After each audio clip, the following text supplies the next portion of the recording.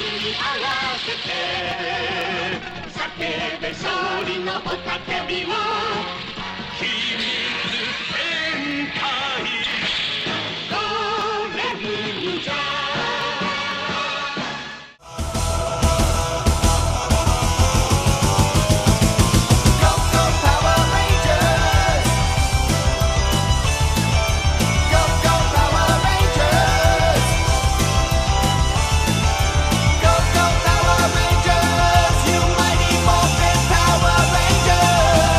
Before we get started, I want to make a few things clear. I am not a fan of Operation Overdrive.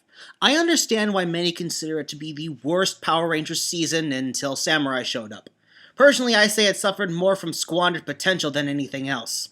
And yes, I realize most people, including Akizuki, would probably answer that by saying that potential is not squandered in Bokenger. Fine. But the ridiculous bashing that goes on in this chapter, another Takeru goes Gedo, and double Takeru, just goes to show that the tagline of this story, "An attempt to stop the fan wars is here," is a dirty lie. Because Akizuki hates Overdrive so much, he will utterly destroy Flurious' character, to the point that he's not recognizable from his portrayal in the show at all. Because this isn't a carefully crafted story where individuals from two different yet similar universes unite, bond, and struggle together against their enemies. It's a mix of favoritism towards some characters and petty revenge against others. And unless the author is really clever and has some kind of statement to make, stories like this have no right to exist. Chapter 14, Death Dark Gets Cold. In the last chapter, the Goggle V team were defeated by Jaru Mozo. However, they have noticed that Jaru Mozo could overeat or need to cool him down. But they are facing the challenge of not getting singed by such an awful heat. The lightning trick did get us out this time, but not next time. We just got lucky for now, said Tsubasa. I honestly think it's going to take a lot more than that to prevent being singed to death by that new monster, said Satoru. It's going to take brains and not brawn to beat that monster. That's the whole idea how we win.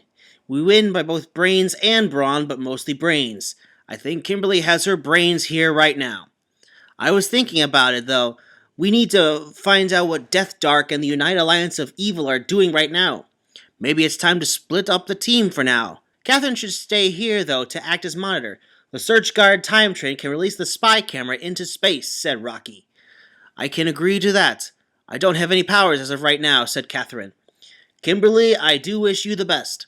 Thanks, Kat, said Kimberly.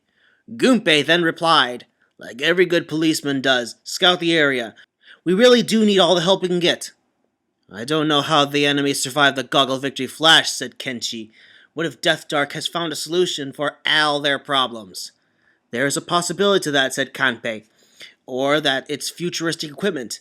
I have a feeling soon enough we'll need to develop a stronger fighting technique, but maybe now is not the time. I was thinking about it that the monster does get overheated, said Satoru. So it may be best that we use our bronze to attack the monster. I did observe that the new Death Dark monster does have a tendency to break down. I don't think he can take much of his powers. We have to figure out how it can be outsmarted into using its powers too much, said Saburo. Or better yet, if the chance comes, cool it, said Kimberly. Everyone was deep in thought. They had to find a way to distract the forces of Death Dark and the United Alliance of Evil. Meanwhile, the forces of darkness, namely the Jaru and the United Alliance of Evil, are seen planting bombs in certain locations, which will go off as soon as Mount Fuji explodes. This plan should work well, said Ryuan. Gaija, prepare the bombs. Yes, Ryuan-sama, said Gaija, grumbling. Shizuka and Yamba began to prepare everything. It would be enjoyable if I can kill Masumi myself here. He killed me the last time. I want to return the favor, said Yamba of Darkness. The bombs were thermally activated. It takes intense heat from a volcano for them to explode, causing a massive explosion. Deathkiller and Marzuka were getting delighted with a new plan. This is marvelous, Deathkiller. Fjord Talbu is most likely going to reward us greatly for this when we succeed, said Marzuka. Well then, looks like the heat process will take some time, said Deathkiller. But it would be interesting to drown the Goggle V in lava. Unknown to them, Flurious had stowed away in the Virock, trying to prove himself worthy of the United Alliance of Evil for a higher position than a slave. Flurious was at the Rock, hoping to show his worth to his emperor, hiding somewhere. He snuck out to get into battle. I'll make a surprise attack against the Goggle V and those meddling Power Rangers and Super Sentai warriors. Then Radicate will have to promote me, the greatest warrior in the universe, said Flurious. Flurious managed to use a few carts from Gaija. Listen up and listen well.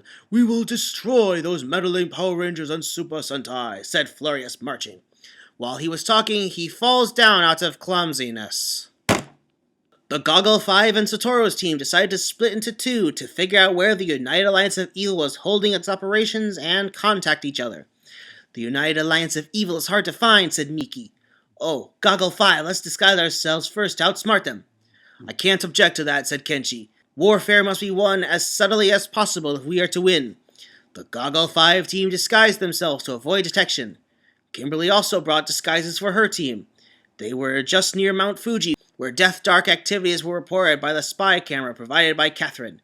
Thanks, Kimberly, said Satoru. You're always a strategist to carry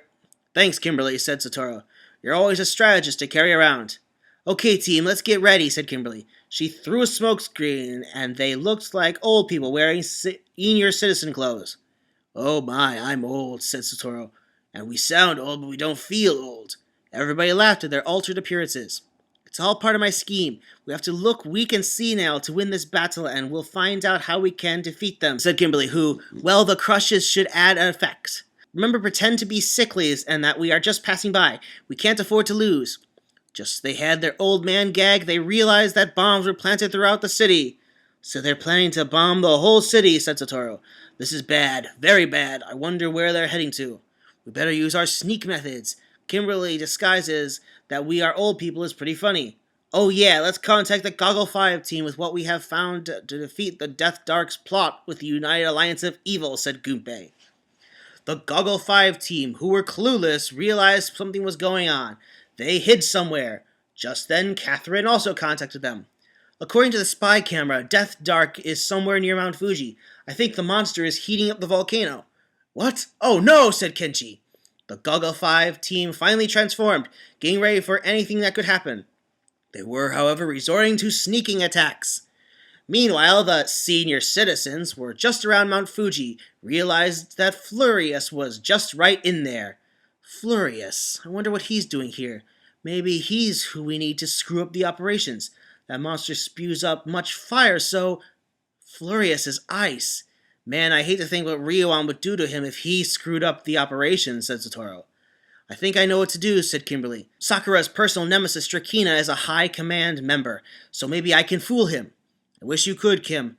Well, it would definitely be to our advantage if an icy moron is going to beat Jaru Mozo. The Goggle V team must be saved from such a catastrophic attack, said Satoru. Then Kimberly threw another instant-disguise pill to the ground, which disguised herself as Trakina.